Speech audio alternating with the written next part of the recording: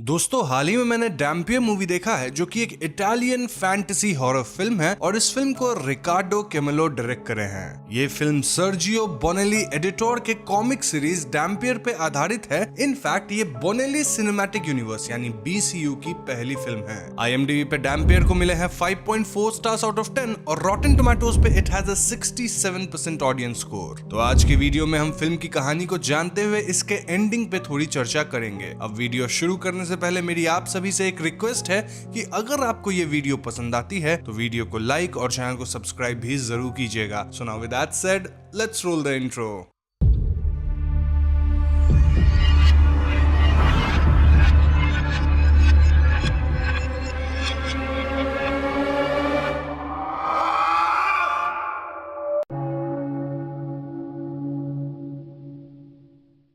तो फिल्म की शुरुआत में हम एक सुनसान सा घर देखते हैं और राधा वी कैन से कि एक झोपड़ी जैसा था जहां एक प्रेग्नेंट औरत वेल्मा लेबर में होती है। वेल्मा की 3 और औरतें डिलीवरी करवाने में मदद कर रही थीं और वेल्मा जोर जोर से अपने हस्बैंड ड्राका का नाम चिल्ला रही थी। इसके पैरेलल में हम ड्राका को भी देखते हैं जो कि घोड़े पे काफी तेजी से अपनी वाइफ की लोकेशन की तरफ बढ़ रहा था। अब जैसे ही ड्राका अपनी वाइफ वेल्मा के लोकेशन के करीब आता है, 3 में से एक लेडी अपनी पावर से घर के आसपास काइंड ऑफ बैरियर क्रिएट करती हैं ताकि ड्राका यहाँ पहुंच न सके। वहीं बाकी 2 लेडीज वेल्मा की डिलीवरी में हेल्प कर रही थी। कुछ ही देर बाद वेल्मा एक बच्चे को जन्म देती है, लेकिन इस प्रोसेस में वो अपनी जान गंवा देती है। वहीं ड्राका को भी आइडिया लग जाता है कि उसकी बीवी नहीं बची और गुस्से में ड्राका अपनी इतनी पावर अनलीश करता है कि जिस घर में डिलीवरी वगैरह हो रही थी वो घर तक बिखर जाता है। वो तो लेडीज अपनी पावर से खुद को और बच्चे को प्रोटेक्ट करती हैं, वरना वो सब भी मारी जा सकती थी। फिर ये 3 लेडीज जो कि बूढ़ी थी वो एकदम से जवान दिखने लग जाती हैं और वो ड्राका से कहती है कि वो तीनों इस बच्चे को पालेंगी।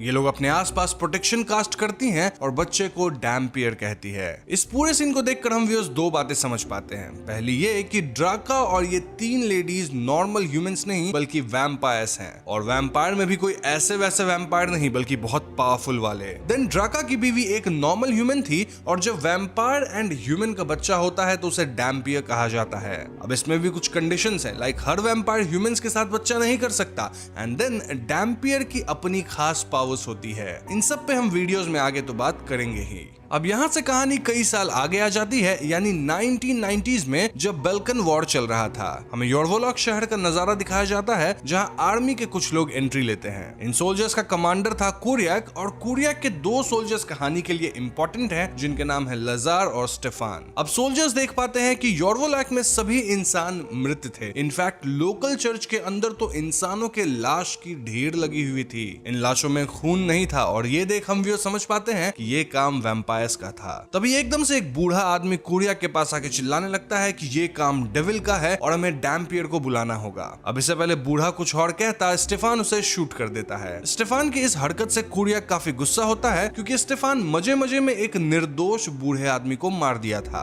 इससे हम ये भी समझ पाते हैं कि स्टेफान सही इंसान नहीं है जबकि कुरियक अच्छा आदमी है जो कि रूल्स को फॉलो करता है। तो इसके बाद सोल्जर्स और भी यूनिट्स को यहाँ बुलाते हैं ताकि इतने सारे लाशों को दफनाया जा सके। अब यहाँ से सीन यूरी और हार्लन नामक 2 बंदे पे शिफ्ट होती है और ये दोनों लोगों को ठगने का काम करते हैं। यूरी लोगों को बहकाता है कि गांव शापित है, यहाँ डेविल है, अनडेड आ जाएंगे वगैरह वगैरह। और फिर वो हार्लन को इंट्रोड्यूस करता है सेइंग कि हार्लन ईविल को भगाएगा। एंड देन हार्लन थोड़े रिचुअल वगैरह का नाटक करता है और फिर वो कहता है कि मैंने ईविल को खत्म कर दिया है। यही करके हार्लन और यूरी पैसे वगैरह कमाते हैं और इन्हें गाँव से फूड वगैरह भी मिल जाता है। अब दोस्तों हार्लन को यूरी डैम्पियर कह के बुलाता है और हम व्यूअर्स तुरंत समझ पाते हैं कि ये ग्रोन अप हार्लन और कोई नहीं बल्कि वही बच्चा है जिसका जन्म मूवी के पहले सीन में हुआ था। जी हाँ, हार्लन वाकई डैम्पियर है, ऑल्दो उसे अपनी शक्ति का आभास नहीं है। और वीडियो में दिस पॉइंट ऑनवर्ड्स मैं हार्लन को डैम्पियर कह के ही बुलाऊंगा। खैर यहाँ से सीन वापस सोल्जर्स पे आती है और रात को कुछ वैम्पायर्स इन सोल्जर्स पे हमला बोल देते हैं। इन वैम्पायर्स को टेस्ला काइंड ऑफ लीड कर रही थी और वैम्पायर्स इजिली कई सोल्जर्स को मार गिराते हैं। कुरियक कुरियक कुछ सोल्जर्स के साथ किसी तरह सरवाइव करता है और यहाँ लजार कहता है कि वैम्पायर से लड़ने के लिए हमें डैम्पियर की मदद लेनी होगी। बस फिर क्या था, सुबह होते ही लजार कुछ सोल्जर्स के साथ हार्लन यानी डैम्पियर को ढूंढ लेता है। देन वो डैम्पियर और यूरी को उठा के कुरियक के पास लेके आता है। कुरियक डैम्पियर से पूछता है कि वैम्पायर्स को कैसे मारा जाए, लेकिन हम तो जानते हैं कि डैम्पियर तो एक ठग था, उसे कहां पता कि वैम्पायर्स वापस में एग्जिस्ट करते हैं, और करते भी हैं तो मारा कैसे जाए। तो ऐसे में डैम्पियर कुरियक का ये बोल के मजाक बनाने लगता है कि वैम्पायर्स तो एग्जिस्ट करते ही नहीं है, और इस बात से कुरियक गुस्सा होकर डैम्पियर को रात में अकेला ही बाहर छोड़ देता है, सेइंग कि या तो तुम सरवाइव करो या खत्म हो जाओ। अब रात में इस जगह पे अकेले रहना मतलब वैम्पायर्स तो अटैक करेंगे ही, और कुछ ही देर बाद टेस्ला डैम्पियर को अपने ट्रैप में फंसाती है। अब इससे पहले टेस्ला डैम्पियर का खून पीती, वो स्मेल करके समझ जाती है कि डैम्पियर के खून में कुछ तो गड़बड़ है। टेस्ला बाकी वैम्पायर्स को भी इस बारे में वार्न करती है, लेकिन एक वैम्पायर डैम्पियर को चोटिल करके उसका खून निकाल देता है, और डैम्पियर का खून टच होते वो वैम्पायर ऐसे जलने लगता है मानो उसे सनलाइट में डाल दिया गया हो। डैम्पियर भी तुरंत समझ जाता है कि फॉर सम रीजन उसके ब्लड से वैम्पायर्स जल रहे हैं, और ऐसे में वो एक वैम्पायर को चोक करते हुए अपना खून लगा के मार देता है। अब टेस्ला की विजन के थ्रू इन वैम्पायर्स का लीडर सब कुछ देख रहा था, और वो तुरंत समझ जाता है कि हार्लन डैम्पियर है। वो सभी वैम्पायर्स को यहाँ से निकलने कहता है एक्सेप्ट टेस्ला, ताकि टेस्ला डैम्पियर को फंसाकर उसके पास लेके आए। इसके बाद सभी वैम्पायर्स भाग जाते हैं और टेस्ला वहीं एक बिल्डिंग में छिप जाती है। सुबह होने पे कुरियक और बाकी सोल्जर्स आते हैं और वो बिल्डिंग के अंदर टेस्ला को बंदी बनाने का सोचते हैं। अब इस पॉइंट पे स्टेफान, लजार और दूसरे सोल्जर्स मिलकर कुरियक के खिलाफ बगावत कर देते हैं। क्यों? क्योंकि इन्हें वैम्पायर्स वगैरह से लड़ने का मन नहीं था। स्टेफान यहाँ सोल्जर्स का नया लीडर बनता है और वो डैम्पियर एंड कुरियक को इसी बिल्डिंग में बंद कर देता है ताकि टेस्ला इन दोनों को ही मारे, और तब तक स्टेफान के लीडरशिप में सभी सोल्जर्स यहाँ से भाग जाएंगे। अब यूरी तो डैम्पियर के साथ ही रहना चाहता था क्योंकि वो डैम्पियर को अपना भाई जैसा मानता था, लेकिन डैम्पियर यूरी को सोल्जर्स के साथ ही भेज देता है, सेइंग कि ये जगह खतरे से खाली नहीं है। तो सोल्जर्स के जाने के बाद टेस्ला फाइनली डैम्पियर और कुरियक के सामने आती है और वो यहाँ काफी बातें रिवील करती है। टेस्ला बताती है कि वो एक मामूली वैम्पायर है और इनका मास्टर है गोरका। गोरका ही टेस्ला को वैम्पायर बनाया है और वो लॉर्ड ऑफ द नाइट है। लॉर्ड ऑफ द नाइट्स काफी पावरफुल होते हैं, इतने पावरफुल कि उन्हें सूरज की रोशनी से भी कुछ नहीं होता। लॉर्ड ऑफ द नाइट्स का एक बूंद खून किसी इंसान को वैम्पायर बना सकता है और उनके पास ही वैम्पायर बनाने की ताकत है। अब अपने कन्वर्टेड वैम्पायर्स को lord of the nights control भी कर सकते हैं और उनके विजन्स को एक्सेस करके उन्हें रिमोटली कमांड भी दे सकते हैं। अब जब लॉर्ड ऑफ नाइट और ह्यूमन का बच्चा होता है तो वो डैम्पियर कहलाता है, और जब भी एक डैम्पियर का जन्म होता है तो यूजुअली लॉर्ड ऑफ नाइट्स उसे जन्म लेते ही मार देते हैं। क्यों? क्योंकि डैम्पियर लॉर्ड ऑफ नाइट्स को हरा सकता है। इस इन्फो से ये पता चलता है कि पहले सीन वाला ड्राका भी लॉर्ड ऑफ द नाइट ही होगा, तभी तो हार्लन डैम्पियर है और उसका खून नॉर्मल वैम्पायर्स के लिए, even lord of the nights के लिए लीथल है। अब टेस्ला कहती है कि वो खुद गोरका के चंगुल से आजाद होना चाहती है क्योंकि गोरका उससे बहुत बुरे काम करवाता है, इसीलिए वो डैम्पियर और कुरियक की मदद करेगी गोरका को लोकेट करके हराने में। ये सुनकर डैम्पियर तो टेस्ला की बातों पे यकीन कर लेता है, लेकिन कुरियक वो स्केप्टिकल। यहाँ हम ये समझ पाते हैं कि गोरका अब भी टेस्ला के विजन्स को एक्सेस कर रहा था और उसे टेलीपैथिकली कमांड दे रहा था ताकि टेस्ला डैम्पियर को उसके पास पहुंचा दे। दूसरी तरफ स्टेफान, लजार, यूरी और बाकी सोल्जर्स जीप में ट्रैवल कर रहे होते हैं जब गोरका उन पे हमला कर देता है और वो इन सभी को बंदी बना के अपने अड्डे पे ले जाता है। वहां गोरका स्टेफान को अपना एक बूंद खून पिला के वैम्पायर बना देता है। इनफैक्ट वो बाकियों के साथ भी ऐसा ही किया होगा। कमिंग बैक टू टेस्ला, वो अपने आप को अच्छे से कवर करती है ताकि वो सनलाइट से बच सके, एंड देन वो डैम्पियर एंड कुरियक को गोरका के अड्डे तक ले जाने लगती है। इनकी जर्नी के दौरान हम समझ पाते हैं कि डैम्पियर के घाव काफी तेजी से भरते हैं और डैम्पियर भी वैम्पायर की तरह एज नहीं करता। अब कुरियक का कहना था कि गोरका और उसके वैम्पायर्स पे गोलियां तो काम करेंगी नहीं, तो ये लोग लड़ेंगे कैसे? वेल, यहाँ डैम्पियर एक मस्त आइडिया निकालता है जहां वो सारे बुलेट्स को अपने खून से भिगो देता है, क्योंकि डैम्पियर का खून वैम्पायर्स के लिए लीथल है। तो हाँ, अगर बुलेट लगेगी जिस पे डैम्पियर का खून होगा तो वैम्पायर्स फट जाएंगे ना, ये कॉन्सेप्ट लगाया डैम्पियर। डैम्पियर यहाँ तक कि एक ब्लेड को भी अपने खून में सन देता है एंड देन ब्लेड को केयरफुली टेस्ला को देता है ताकि टेस्ला इसका इस्तेमाल करके वैम्पायर से लड़ सके। इसके बाद तीनों एक वॉर टॉर्न सिटी के बीच एक एरिया में पहुंचते हैं जहां कुरियक के सोल्जर्स इन्हें घेर लेते हैं। जी हाँ, कुरियक के सोल्जर्स जो कि अब वैम्पायर्स थे और इनका नया मास्टर था गोरका। कुरियक को लगता है कि टेस्ला इन्हें धोखा दी है, लेकिन टेस्ला का कहना था कि वो गोरका को इनका लोकेशन नहीं दी है, रादर गोरका ही उसके विजन को एक्सेस करके सब कुछ पता कर लिया होगा। जो भी हो, यहाँ वैम्पायर सोल्जर्स कुरियक और डैम्पायर पे हमला बोल देते हैं और ऐसे में कुरियक डैम्पायर के खून वाला बुलेट्स इन पे इस्तेमाल करता है। ये बुलेट्स वाकई काम कर जाती है, जहां गोली लगते वैम्पायर जल जा रहे थे। इस लड़ाई में कुरियक और डैम्पियर वैम्पायर्स पे भारी पड़ते हैं। इनफैक्ट ये लोग वैम्पायर लजार तक को खत्म कर पाते हैं। वैसे वैम्पायर स्टेफान इस लड़ाई में नहीं आया था एंड वी कैन से कि वो अब तक जिंदा है। तभी एकदम से हम टेस्ला को इन पे गन ताने हुए देख पाते हैं और टेस्ला की आंखें पूरी तरह ब्लैक थी। दरअसल गोरका टेस्ला के माइंड को दूर से ही कंट्रोल कर रहा था और टेस्ला उसको रेजिस्ट नहीं कर पा रही थी और यही वजह है कि उसकी आंखें ब्लैक हो गई थी और वो डैम्पियर पे गन तान दी थी। डैम्पियर यहाँ टेस्ला को अपने होश में आने कहता है लेकिन टेस्ला डैम्पियर पे गोली चला देती है। गोली चलाने के ठीक बाद टेस्ला अपने होश में आती है और वो यहाँ से भाग जाती है। इस पूरे सीन से हम समझ पाते हैं कि टेस्ला वाकई में गोरका की स्लेव बन के नहीं रहना चाहती, लेकिन उसके पास कोई और ऑप्शन भी नहीं था। Now coming to Dampier, well गोली उसके पेट में लगी थी and he was very hurt. कुरियक यहाँ डैम्पियर को फर्स्ट एड देता है ताकि डैम्पियर की कंडीशन स्टेबल हो सके। इस पॉइंट पे डैम्पियर और कुरियक थोड़ा बातचीत करते हैं जिसके दौरान हम भी जान पाते हैं कि कुरियक की एक बीवी और बच्चा भी था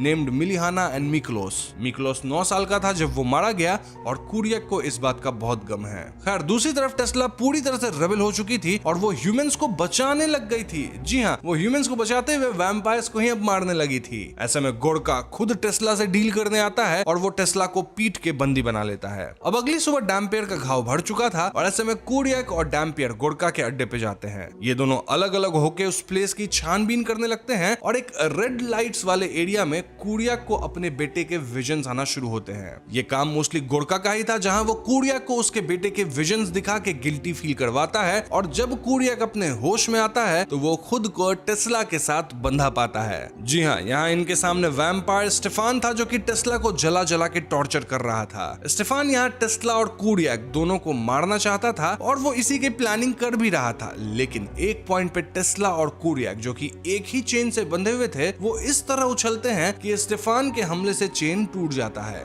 ऐसा होते टेस्ला स्टेफान को चेन से टांग देती है और कुरियक स्टेफान को आग लगा के मार गिराता है। इस सब हाथापाई में टेस्ला मरने वाली स्थिति में पहुंच गई थी और इसलिए कुरियक उसे अपना खून पिलाता है ताकि टेस्ला रिकवर कर सके। अब यहाँ पूछ सकते हैं कि टेस्ला अगर कुरियक का खून पी ली तो क्या कुरियक वैम्पायर नहीं बन जाएगा? वेल, मैंने आपको बताया था कि इंसान को वैम्पायर सिर्फ लॉर्ड ऑफ द नाइट्स ही बना सकते हैं और टेस्ला एक मामूली वैम्पायर है जिसके पास ये पावर नहीं है। तो हाँ, बाकी वैम्पायर मूवी से थोड़ी सी कॉन्सेप्ट चेंज है यहाँ पे, जहाँ हर एक वैम्पायर के काटने से इंसान वैम्पायर नहीं बन जाता। कमिंग बैक टू स्टोरी, दूसरी तरफ डैम्पियर गोरका से मिलता है जहाँ गोरका डैम्पियर को इजिली ओवरपावर कर देता है। गोरका फास्ट था, देन वो अजीब रेड एंड ब्लैक धुएं जैसी पावर का इस्तेमाल करके दूर से ही अटैक कर पाता था। गोरका डैम्पियर से कहता है कि मैं तुम्हारी महक से ही समझ पा रहा हूँ कि तुम ड्राका के बेटे हो। ड्राका भी लॉर्ड ऑफ द नाइट है जिसे गोरका सेंचुरीज पहले इस जगह से भगा के यहाँ पे राज करने लगा था। गोरका कहता है कि आज वो डैम्पियर को मार देगा, यानी वो काम करेगा जो ड्राका को डैम्पियर के जन्म लेते ही कर देना चाहिए था। गोरका यहाँ डैम्पियर को काफी पीटता है, देन वो डैम्पियर के सामने वैम्पायर यूरी को लेके आता है। जी हाँ दोस्तों, यूरी जो कि डैम्पियर के भाई जैसा था उसको गोरका वैम्पायर बना चुका था और फिलहाल यूरी गोरका के ही वश में था। ऐसे में यूरी डैम्पियर पे हमला कर देता है और डैम्पियर का खून टच होते यूरी मरने लगता है क्योंकि यूरी तो वैम्पायर बन गया था ना। अब अपने एंड मोमेंट में यूरी को थोड़ा सा होश आता है जहां वो काफी रोता है क्योंकि वो डैम्पियर पे ही हमला किया जो कि उसके भाई समान है और डैम्पियर भी बहुत रोता है क्योंकि उसकी आंखों के सामने यूरी मारा जाता है। इसके बाद डैम्पियर गुस्से में गोरका पे हमला करता है लेकिन गोरका अपनी पावर्स से डैम्पियर को चोटिल कर देता है। एंड मौके पे कुरियक और टेस्ला यहाँ आते हैं लेकिन गोरका इन्हें पलक झपकते ही अपने पावर से हवा में लेविटेट करा देता है एंड देन वॉल से चिपका के बंदी बना लेता है। इस पॉइंट पे ऐसा लगता है मानो गोरका जीत गया है, लेकिन तभी डैम्पियर अपने विजन में अपने पिता और उन 3 लेडीज को देखता है। डैम्पियर के पिता ड्राका कहते हैं कि listen to your blood my son, listen to who you are. Basically वो डैम्पियर को अपनी पावर रियलाइज करने में हेल्प करते हैं जिसके बाद डैम्पियर का दिल वापस धड़कता है। इससे डैम्पियर का खून उसके शरीर में वापस संचालित होता है और अब डैम्पियर अपने ब्लड के पावर को समझ पा रहा था। डैम्पियर उठ खड़ा होता है और वो गोरका की तरफ बढ़ना शुरू करता है। गोरका तुरंत अपनी पावर्स का इस्तेमाल करता है लेकिन गोरका के पावर्स का अब डैम्पियर पे ठीक ढंग से असर नहीं हो रहा था। ऐसे में गोरका तुरंत अपनी असली शैतानी फॉर्म में आता है ताकि वो डैम्पियर से अच्छे से लड़ सके। डैम्पियर अपने खून से सने हाथ से गोरका को पीटना शुरू करता है और डैम्पियर का खून लगने से गोरका जलना शुरू हो जाता है। इन द एंड डैम्पियर गोरका का अपने खूनी हाथों से गला दबा देता है जिससे गोरका मरने लगता है। मरते हुए गोरका कहता है कि मैं मॉर्टल्स के बीच एज गॉड रहता था लेकिन आज फाइनली मैं डेथ के ब्यूटीफुल ग्लेयर को देख पा रहा हूँ। इसके बाद गोरका मारा जाता है और टेस्ला फाइनली उसके चंगुल से फ्री हो चुकी है। अब गोरका के मरते यहाँ पे एक सीक्रेट सीक्रेट चेंबर जैसा जगह खुलता है जहाँ पे एक बुक रखी थी। इस किताब में सारे लॉर्ड ऑफ द नाइट्स की इन्फॉर्मेशन थी। इनफैक्ट इन जनरल वैम्पायर्स की सारी इन्फो इस बुक के अंदर थी। बुक में ड्राका की भी एक पिक्चर थी और इसे देखकर हम समझ पाते हैं कि ये जगह पहले ड्राका की ही थी और वही इस सीक्रेट चेंबर को बनाया होगा। इस पॉइंट पे डैम्पियर, कोरिया और टेस्ला ठान लेते हैं कि तीनों मिलकर सारे vampires and lord of the nights को खत्म करेंगे, यानी इनकी जंग अब शुरू हो रही है। और यहीं पे डैम्पियर फिल्म खत्म हो जाती है। अब फिल्म खत्म होने के बाद हमें एक और सीन दिखाया जाता है जहां ड्राका और वो तीन औरतें ड्राका के बीवी वेल्मा के कब्र के पास थे। ड्राका कहता है कि फाइनली मेरा बेटा रियल डैम्पियर बन गया है। ये सुन के औरतें ड्राका से कहती है कि वो तुम्हें फॉलो नहीं करेगा, इनफैक्ट तुम्हें भी मार सकता है वो। इस पे ड्राका कहता है कि शायद वो मेरे खिलाफ जाए या फिर वो अपने ब्लड के कॉल को सुने, यानी मेरे खून का कर्ज अदा करे। जो भी हो, ये सब बस एक शुरुआत है और आगे मेरी पूरी जंग शुरू होने वाली है। नाउ यहाँ पे फाइनली डैम्पियर मूवी ट्रूली खत्म होती है। तो दोस्तों, ये थी फिल्म की कहानी और फिल्म के एंडिंग को देख के आप समझ ही गए होंगे कि इस पे और भी कई फिल्म्स आने वाली है। ऐसे ही थोड़ी इसे बोनेली सिनेमैटिक यूनिवर्स कहा गया है क्योंकि इस यूनिवर्स में कई प्रोजेक्ट्स प्लान्ड हैं और जैसे जैसे फिल्में या सीरीज आएंगी मैं अपने चैनल पे एक्सप्लेनेशंस लेके आ जाऊंगा। वैसे अगर डैम्पियर की बात की जाए तो यहाँ कहानी काफी सिंपल थी जिसके लिए फर्दर एक्सप्लेनेशन की जरूरत नहीं है। इनफैक्ट एक्सप्लेनेशन के दौरान ही मैंने कई डिटेल्स को कवर किया है जो कि आइडियली थ्योरी सेक्शन में होती है। बस एक बात मैं आपको क्लियर कर दूं कि टेस्ला पहले से ही गोरका को पसंद नहीं करती थी और वो मजबूरी में उसकी गुलामी कर रही थी। तो मौका मिलते ही वो गोरका के अगेंस्ट चली गई और फाइनली वो डैम्पियर और कोरिया के साथ मिलकर वैम्पायर्स को हंट करेगी, क्योंकि अब गोरका है नहीं ना तो टेस्ला को कंट्रोल कौन कर सकता है? कोई नहीं, वो अपनी मन की मालिक है। इस पूरे फिल्म में मुझे बस दुख तब हुआ जब यूरी मारा गया, क्योंकि वो बहुत ही अच्छा दोस्त था डैम्पियर का। और वैसे इस बात से डैम्पियर को बहुत ज्यादा दुख नहीं हुआ एक्सेप्ट फॉर वन सीन। जो भी मूवी एवरेज सी है, लेकिन I am excited for its cinematic universe ताकि मैं देख सकूं कि आगे कौन कौन से प्रोजेक्ट्स प्लान्ड हैं। वैसे डैम्पियर की पूरी कॉमिक सीरीज है और अगर आपको चाहिए कि मैं कॉमिक्स को भी एक्सप्लेन करूं तो आप लोग मुझे कमेंट सेक्शन में जरूर बताइएगा। और कमेंट सेक्शन में जा ही रहे हैं तो आप ये भी बताइएगा कि आपको ये फिल्म कैसी लगी। वैसे वीडियो तो पसंद आई होगी मेरी उम्मीद है, और अगर पसंद आई है तो वीडियो को लाइक और शेयर जरूर कर दीजिएगा। साथ ही चैनल पे नए हैं तो हमें सब्सक्राइब कीजिएगा क्योंकि हम अपने चैनल पे ऐसे वीडियोस लाते रहते हैं। पीस।